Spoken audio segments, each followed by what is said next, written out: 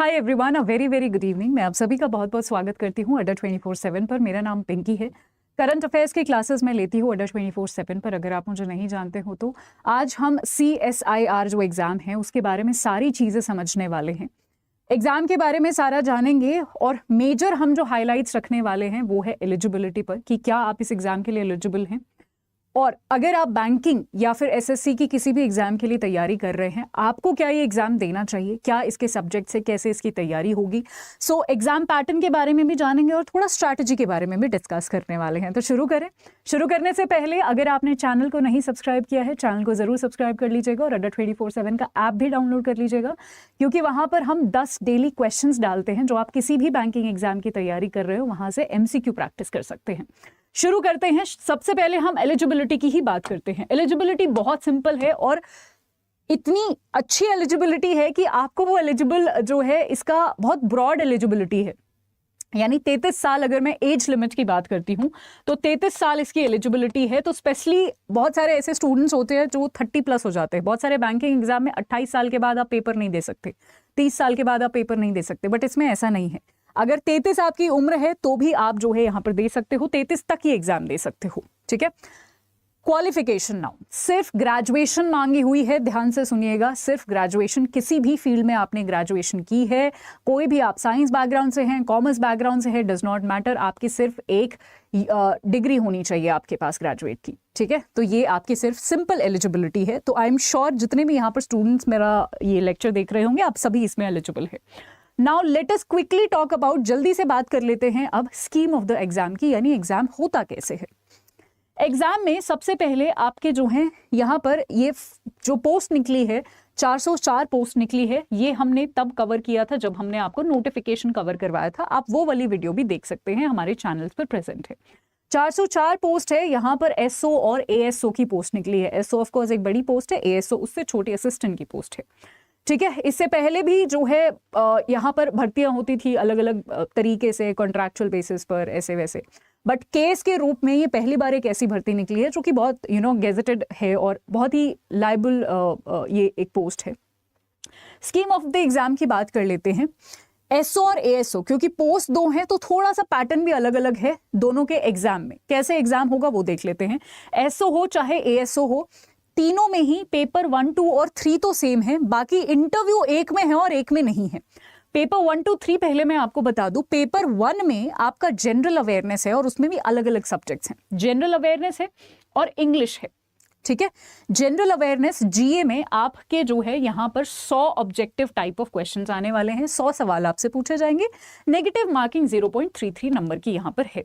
English में normal जो भी आपके 50 ऑब्जेक्टिव टाइप क्वेश्चन पूछे जाएंगे, इसमें भी सेम नेगेटिव है, यानी 100 नंबर यहाँ के और 50 नंबर यहाँ के। आपका पेपर 1 हो जाता है 150 नंबर का, जो आपको 2 घंटे में पूरा करना होगा। पेपर 2 आपका जनरल इंटेलिजेंस, रीजनिंग और मेंटल एबिलिटी आएगा। अगर आप किसी भी एग्जाम की तैयारी कर रहे हैं, बैंकिंग एग्जाम की स्पेशली या फिर SSC की भी, आप ये ऑलरेडी प्रिपेयर कर रहे हैं। ठीक है। 200 ऑब्जेक्टिव क्वेश्चंस यहां से आने वाले हैं। सेम नेगेटिव मार्किंग है 0.33 की। 200 क्वेश्चंस हैं यानी 200 नंबर ही हैं और 150 मिनट आपको यहां पर मिलने वाली है। पेपर 3 आपका होगा डिस्क्रिप्टिव। अगर आपने पेपर 1 और पेपर 2 क्वालिफाई किया तभी आप पेपर 3 जो है वो लिखने बैठ पाएंगे। डिस्क्रिप्टिव है इंग्लिश, और यहाँ पर सारे ही, इसकी अच्छी बात यह है कि आपको बायलिंगुअल का ऑप्शन दिया जाएगा। तो अगर आप हिंदी मीडियम से भी हैं तो भी आपके लिए एक बहुत अच्छी अपॉर्चुनिटी है कि आप हिंदी मीडियम में भी इस पेपर को दे सकते हैं। ऑफ कोर्स इंग्लिश का पेपर हिंदी में तो नहीं होगा, बट बाकी सारे जो है आपको एक ऑप्शन दिया जाएगा। ठीक है। इंग्लिश हिंदी डिस्क्रिप्टिव पेपर आपको ऐसे प्रेसी और लेटर लिखना होगा 150 नंबर और 2 घंटे में। ठीक है। तो यहां से ये हो गए जी हमारे 350 नंबर पेपर 1 और पेपर 2 को मिला के। अगर आपने 350 में से जो भी कट ऑफ ये रखेंगे, क्वालिफाइंग कट ऑफ, ये क्रैक करी तभी आपको पेपर 3 लिखने दिया जाएगा, जो कि 150 नंबर का है। तो यानी 150 ये भी हम मिला लेते हैं, तो हमारे पेपर 1, 2, 3 हो गए जी हमारे 500 नंबर का। ठीक है। तो टोटल हमारा हो गया ये 500 नंबर का पेपर 1, 2, 3। ये आपका SO और ASO दोनों एग्जाम्स में सेम रहेगा। तो मैम डिफरेंस क्या है दोनों एग्जाम्स में? डिफरेंस है आपका इंटरव्यू में।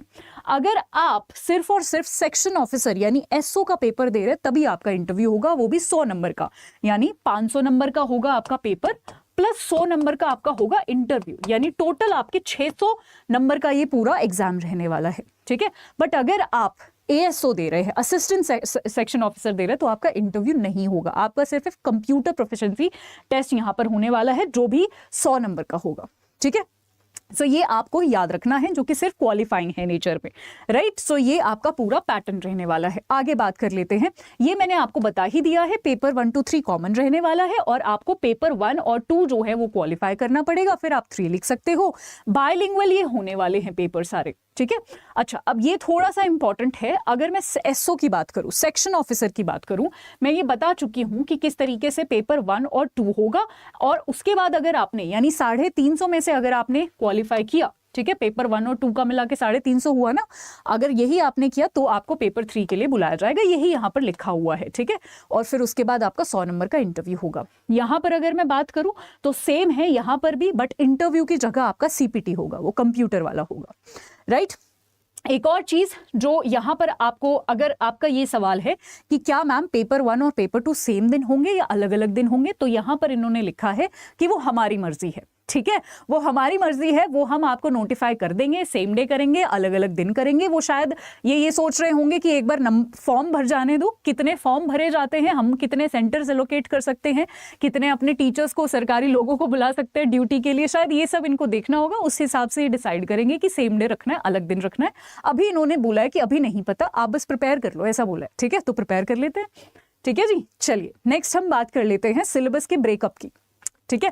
जहां पर जनरल अवेयरनेस जो मैंने बोला कि 100 नंबर का आपका आने वाला है, उसमें सिर्फ आपका GK नहीं आएगा, उसमें सिर्फ आपका जो है करंट अफेयर्स नहीं आएंगे, उसमें आपका हिस्ट्री भी पूछा जाएगा। और मेजॉरिटी जैसे UPSC में नेशनल मूवमेंट से, हिस्ट्री में नेशनल मूवमेंट से सवाल पूछे जाते हैं, वहां से आपसे सवाल पूछे जाएंगे। नेशनल, अगर आप UPSC या SSC के लिए ऑलरेडी प्रिपेयर कर रहे हैं तो आपके लिए ये सब्जेक्ट ईजी है, बट अगर आप बैंकिंग के लिए, स्पेशली रेगुलेटरी बॉडी के लिए प्रिपेयर कर रहे हैं, थोड़ा सा आपको यहाँ पर पढ़ना पड़ेगा, बट घबराने की जरूरत नहीं है। मैंने PYQ देखे हैं, मैं अपने ग्रुप पर भी PYQ शेयर कर दूंगी, प्रीवियस ईयर क्वेश्चन जो हैं वो शेयर कर दूंगी। मॉडरेट टू इजी लेवल के ही क्वेश्चन आते, मतलब मॉडरेट हम बोल सकते हैं, बहुत डिफिकल्ट हम नहीं बोलेंगे, मॉडरेट पेपर आते हैं, ठीक है, मॉडरेट आते हैं। इसके लिए अगर आप SSC और UPSC पढ़ रहे हैं तो मुझे बुक बताने की जरूरत ही नहीं है। अदरवाइज आप इसके लिए जो है स्पेशली हिस्ट्री के लिए, इंडियन नेशनल मूवमेंट के लिए स्पेक्ट्रम फॉलो कर सकते हैं। छोटी सी किताब है बट बहुत हेल्पफुल है, ठीक है, नोट्स जैसी एक किताब है, स्पेक्ट्रम आप फॉलो कर सकते हैं। कॉन्स्टिट्यूशन के लिए तो हमारी एक ही किताब है जी, कोई भी हम पढ़ ले, लक्ष्मीकांत, ठीक है। उसके बाद करंट इवेंट्स मैं आपको यहाँ पर पढ़ाने वाली हूँ, नेशनल इंटरनेशनल इंपॉर्टेंट के, और एक यहाँ पर हम बैंकिंग एग्जाम के लिए 6 महीने के करंट अफेयर पढ़ते हैं, बट इस पेपर के लिए मैं आपको 1 साल के पूरा करंट अफेयर पढ़ाने वाली हूँ। मैं जनवरी से लेके जनवरी तक पढ़ाऊंगी, या जनवरी से लेके फरवरी तक पढ़ाने वाली हूँ। जनवरी 2023 से लेके फरवरी 2024 तक के करंट अफेयर्स मैं आपको पढ़ाऊंगी, तब जाके आपका 100 नंबर पूरा होगा। इंग्लिश में आप नॉर्मली यहाँ पर देख सकते हैं 50 नंबर का ये होने वाला है, राइट। उसके बाद general intelligence, reasoning, mental ability, ये 25 नंबर, फिर arithmetical numeric ability 25 number, general science 25 number. General science के लिए आप सिर्फ अपनी NCERTs पढ़िएगा और ज्यादा कुछ नहीं, और इन दोनों चीजों के लिए सिर्फ और सिर्फ आपको प्रैक्टिस करना है। PYQ उठा के देख लो, या जहां से भी प्रैक्टिस पेपर मिलते हैं, जितना प्रैक्टिस करोगे उतने ज्यादा नंबर आएंगे, सिंपल। ESI और एनवायरमेंट के लिए, अगेन इकोनॉमी के लिए आप NCERT फॉलो कर सकते हैं। एनवायरमेंटल साइंसेज के लिए भी NCERT आती है 11वीं 12वीं की, स्पेशली वो आप फॉलो कर सकते हैं, या फिर अड्डा 24/7 आपको नोट्स प्रोवाइड करेगा कंपाइल करके, वो भी आप फॉलो कर सकते हैं। एथिक्स के लिए एक किताब आती है, अगर आप UPSC के लिए प्रिपेयर कर रहे हैं तो आपको पता ही है, लेक्सिकन है, तो आप ये फॉलो कर सकते हैं। एक D सुब्बाराव भी है, बट बहुत मोटी किताब है, बहुत हेवी किताब है, वो फॉलो करने की जरूरत नहीं है। लेक्सिकन है, आसान सी किताब है। और एक्चुअली एथिक्स की प्रिपरेशन होती कैसे है, तो जब मैंने UPSC की प्रिपरेशन करी थी तो एथिक्स में मेजरली टर्म्स होते हैं जिनसे क्वेश्चन आते हैं, तो उन टर्म्स को आप गूगल करके भी अपने खुद के भी नोट्स बना सकते हो। बाकी अड्डा 24/7 और हमारी पूरी टीम भी आपको नोट्स देगी, आप वो नोट्स भी रेफर कर सकते हैं। डिसीजन मेकिंग, प्रॉब्लम सॉल्विंग, मुझे लगता है कि इसमें सिर्फ और सिर्फ आपको नोट्स पढ़ने चाहिए, कोई ऐसी कोई किताब नहीं है जो आपको फॉलो करनी चाहिए। Same goes with the management principles and practices, आपको नोट्स फॉलो करने चाहिए। नेशनल ज्योग्राफी के लिए 11वीं 12वीं की अगर आपने NCERT पढ़ ली, बहुत अच्छे से आपकी प्रिपेयर हो जाएगा। उसके अलावा आपको पढ़ना है तो आप जहां से भी कोई कोचिंग ले रहे हैं, या नोट्स अगर आपके पास है तो नोट्स जो है इसके अलावा आप पढ़िएगा, NCERT के अलावा, ठीक है। सारे 25-25 नंबर के हैं यहाँ पर, ठीक है। सो ये हमारी थोड़ी जो है प्रिटी मच स्ट्रैटेजी होगी। इंग्लिश ऑलमोस्ट सारे एग्जाम में इजी आती है, तो इंग्लिश से घबराने की जरूरत नहीं है। ऐसे प्रेसे और लेटर राइटिंग जो है आपका 130 और जो है 20 नंबर का यहाँ पर आने वाला है। ठीक है, अभी हमें जो है किस चीज पर ध्यान देना है कि हमें सिलेबस कंप्लीट करना है, सिलेबस कंप्लीशन पर ध्यान देना है। हर एक चैप्टर का आपको जो है यहाँ पर हर एक सब्जेक्ट का सिलेबस पर ध्यान दीजिएगा। मैं इसका डिटेल नोटिफिकेशन भी अपने टेलीग्राम ग्रुप में शेयर कर दूंगी ताकि आप डिटेल्ड सिलेबस, आज एक तो सिलेबस का प्रिंट आउट अपने दीवार पर चिपका लीजिए अगर आप इस एग्जाम के लिए सीरियस है। दूसरा, आप एक बार फटाफट आज PYQ देख लीजिए, ये भी मैं आपके साथ शेयर कर दूंगी ताकि आपका क्वेश्चन की डिफिकल्टी लेवल आपको समझ आ जाए। और MCQ पर हमें प्रैक्टिस करना है तब जब हमारा एक बार सिलेबस एक बार एटलीस्ट कंप्लीट हो जाएगा, तभी तो MCQ सॉल्व कर पाएंगे, है ना। और रिवीजन पर सबसे ज्यादा हमें ध्यान देना है क्योंकि रिवीजन सब में किंग होता है, राइट। सिलेबस कंप्लीट करेंगे हर एक चीज का, MCQ साथ के साथ और PYQ साथ के साथ प्रैक्टिस करेंगे और रिवीजन करेंगे तो डेफिनेटली फरवरी तक हम रेडी हो जाएंगे एग्जाम देने के लिए। एक चीज ध्यान रखिएगा, बहुत सारे सोर्सेज के पीछे मत भागिएगा। Keep your sources less and revise them more. Keep your sources less, revise them more. 2 बार मैंने बोला है क्योंकि सबसे इंपॉर्टेंट लाइन है आज के लेक्चर की। सोर्सेज को कम रखिएगा, जितना हो सके कहीं से नोट्स मिल जाए कंपाइल्ड, उनको फॉलो कीजिएगा, राइट। मैं कल या परसों में ही एक बहुत ही बढ़िया स्ट्रैटेजी लेकर आने वाली हूं जहां पर ये बचा हुआ दिसंबर और जनवरी में आपको क्या स्ट्रैटेजी अपनानी चाहिए कि आप इस एग्जाम के लिए 100% प्रिपेयर हो जाएं। कितने नंबर ऑफ आवर्स आपको पढ़ना चाहिए, आपका वीकली टाइम टेबल क्या होगा और किस तरीके से आपको कौन सा सब्जेक्ट कब पढ़ना है, किस टाइम पढ़ना है, कौन से दिन पढ़ना है, कितने दिन पढ़ना है, ये सारी चीजें विद द सोर्सेज मैं आपके साथ लाने वाली हूँ कल या परसों में। मेक श्योर आप वो वाला सेशन भी मेरा देखिए। ये सारी चीजें आपको ना मेरे टेलीग्राम पर मिल जाएंगी। मैं आपको सबसे पहले अपना टेलीग्राम दिखाना चाहती हूँ, पिंकी करंट अफेयर्स अड्डा 24/7। इस टेलीग्राम चैनल को जब आप सर्च करेंगे आपको ये मिल जाएगा, इसको ज्वाइन कर लीजिए, आपको सारी इंफॉर्मेशन मिल जाएंगी A to Z about everything. जितने मेरे अपकमिंग भी लेक्चर्स हैं वो भी आपको यहाँ पर मिल जाएंगे। डिटेल्ड नोटिफिकेशन भी जहां पर डिटेल्ड सिलेबस दिया हुआ है वो भी मैं आपको एक बार फटाफट दिखा देना चाहती हूँ। हाँ जी, डिटेल नोटिफिकेशन जो अगेन मैं अपने टेलीग्राम पर शेयर कर दूंगी, किया हुआ है बट फिर भी कर दूंगी। तो इसकी फॉर्म फिलिंग ऑलरेडी शुरू हो चुकी है, आप जरूर भर लीजिएगा इसका फॉर्म फिलिंग, ठीक है। ग्रेजुएशन इसमें सिर्फ मांगा हुआ है। एक बार डिटेल नोटिफिकेशन मैं आपको दिखाना चाहती हूँ। जब आप इसके सबसे नीचे जाएंगे ना फॉर्म के नोटिफिकेशन के, तो आपको डिटेल नोटिफिकेशन यहाँ पर दिख जाएगा। डिटेल सिलेबस आपको दिख जाएगा। GA में जो हिस्ट्री में पढ़ने हैं वो कौन कौन से चैप्टर्स पढ़ने हैं आपको यहाँ पर दिख जाएगा, ठीक है। कॉन्स्टिट्यूशन पॉलिटी में लक्ष्मीकांत से कौन कौन से चैप्टर पढ़ने हैं, तो सेलेक्टिव पढ़ना है आपको, ठीक है। करंट अफेयर्स में क्या क्या पढ़ना है आपको दिख जाएगा, इंग्लिश में क्या है दिख जाएगा, इसमें रीजनिंग, मेंटल एबिलिटी, इनमें कौन कौन से चैप्टर्स पर ध्यान देना है मिल जाएगा।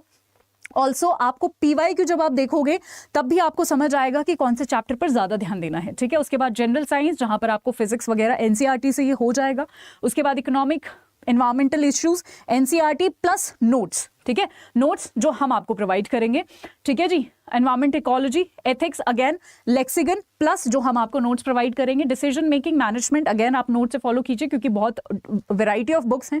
हमारे पास इतना टाइम नहीं है कि हम बहुत सारी किताबें पढ़े उनसे नोट्स बनाए, नहीं, बने बनाए नोट्स मिल जाएं कहीं से, वो हम पढ़ ले, रिवाइज कर ले, MCQ कर ले, इतना ही समय है हमारे पास, ठीक है।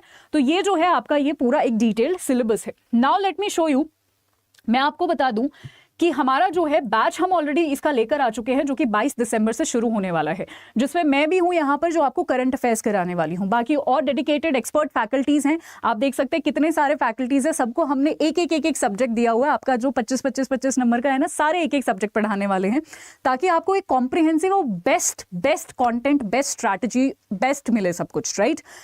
ये बट आपको मिलेगा कहाँ, एक सेकेंड मैं आपको दिखा देती हूँ। आपको जाना है अड्डा 24/7 के ऐप पर, राइट। ऐप पर जब आप जाएंगे तो आपको करना है यहां पर अड्डा 24/7 का ऐप डाउनलोड कर लिया।